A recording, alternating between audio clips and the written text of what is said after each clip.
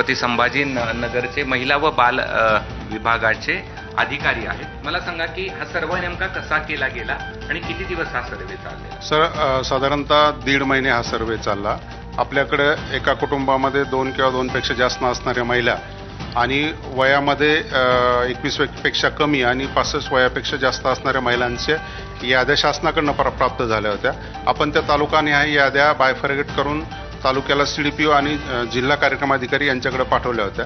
साधारणतः जिल्ह्यातल्या 3,500 अंगणवाडी सेविकांनी हा 1.5 महिने सर्वे पूर्ण करून याच्यामध्ये व्हेरीफाय करून तो डाटा आपल्याकडे पाठवला आणि तो डाटा आपण शासनाकडे पुन्हा व्हेरीफाय करून शासनाकडे परत पाठवलेला आहे। हा जो डाटा तुम्ही अपलोड केला हा तालुका वाईज केला की जिल्हा वाईज? नाही सर, एकत्र जिल्ह्याचा एकत्रित केला डाटा तो पुन्हा अपडेट करा। यातलं बायफर्गेशन सांगता येईल पात्र अपात्रतेचं? नाही सांगता येणार सर मला, कारण आम्ही आलेला खालून डाटा जसाच्या तसा अपलोड करून शासनाकडे पाठवलेला आहे। याची आकडेवारी कुणाकडे?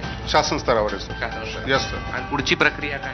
नाही, ते शासन स्तरावर आहे सर, मला नाही सांगता येणार त्या बाबतीत। बरं, यांना अपात्रतेबाबत कळवण्याबाबत काही सूचना वरून आले? तशा काही सूचना नाहीत, तशा सूचना नाहीत। लाख लाडक्या बहिणींना अपात्र करण्यात आले।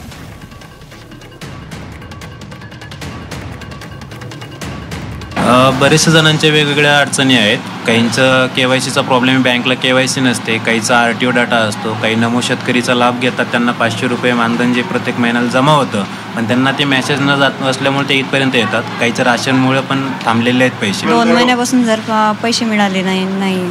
किती महिन्यांपासून ताई? 2 महिन्यापासून। बरं, काय कारण सांगितलंय? काही सांगितलं नहीं सर। 3 महीने से बंद है। बोला है, कुछ बोला उन्होंने? नहीं, कुछ बोले नहीं, ऐसी बगैर आईच नहीं जैसा। च्या बाबतीतला डाटा आणि एका फॅमिलीमध्ये 2 पेक्षा जास्त असणाऱ्या महिलांचा डाटा आपल्याकडे प्राप्त झाला होता। तो आपण तालुका वाईज खाली CDPO आणि जिल्हा कार्यक्रम अधिकारी यांच्याकडे पाठवला होता। त्यांनी त्यांच्या स्तरावर तो डाटा व्हेरीफाय करून आमच्याकडे तो डाटा पुन्हा लिंकच्या माध्यमातून पाठवला आणि तो शासनाच्या वेबसाईटवर आपण लिंकच्याद्वारे आपण शासनाकडे पुन्हा तो सादर